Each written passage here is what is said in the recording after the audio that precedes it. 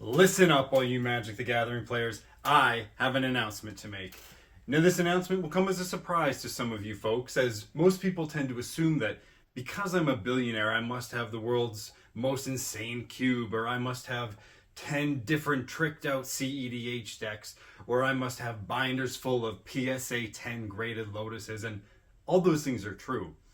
But what tends to surprise people is when I tell them that, in fact, vintage or legacy or modern are not actually the best formats in the world, in my opinion. What tends to surprise people is when I tell them that I think Pauper is actually the most incredible format right now.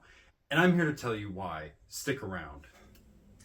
A lot of people tend to assume that because Pauper is so affordable and so cheap, that it must actually have a low level of play. But this is a misconception, guys.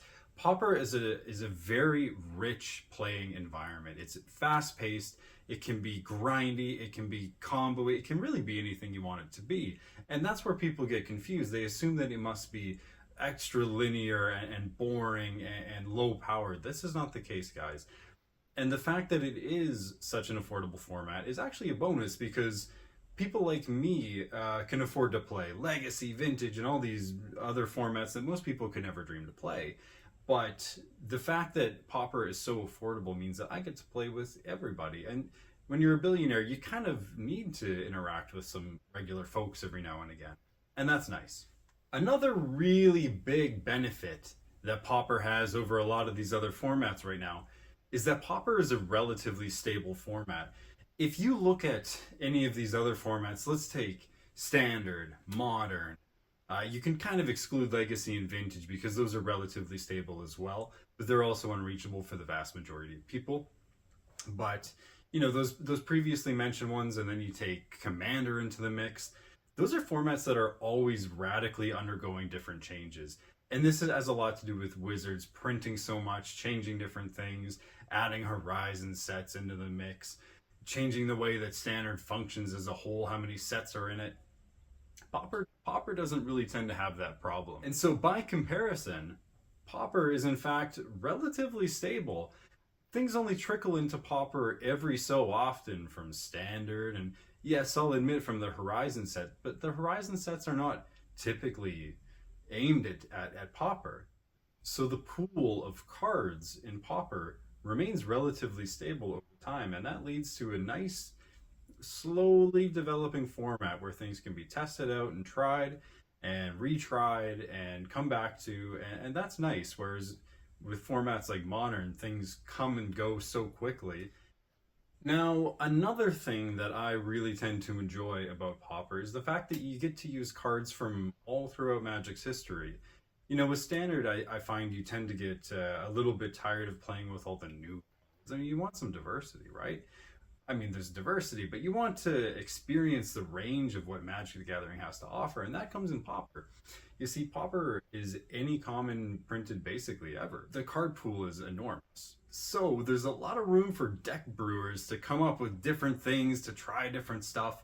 Some of it works, some of it doesn't, but it's a lot of fun if you're into that sort of thing. Now, this is actually the most important point, so pay attention, because this is really what sets Pauper apart from virtually all other formats, with very few exceptions. And that is that Wizards doesn't want anything to do with it. If you're a Magic player, you want to stay as far away from Wizards' tendrils as possible, because Wizards is always trying to manipulate things and grab money hand over fist to try and rake it in every quarter. And this leads to a terrible game environment, guys.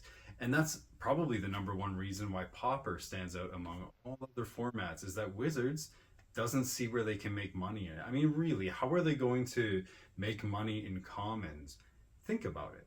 Are they going to print Pauper Horizons? In which case, how will they release packs? Is every pack just going to have commons? Are some of those commons going to be rare commons? How does it work? And then what could they realistically charge for those packs? Not enough in their eyes, I would think. Because the last thing that you want is Wizards coming into your format and trying to make it their own. Take, for example, Commander.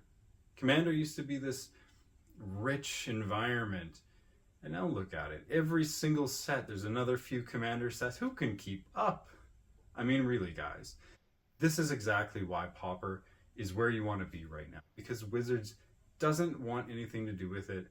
And in my opinion, I think they look at it and they think, we can't really make money here. This is not for us. And that means it is for you. So folks, don't feel ashamed to walk up to the table with a deck full of commons. After all, that's what the billionaires are doing, guys. Thank you. I'll see you next time.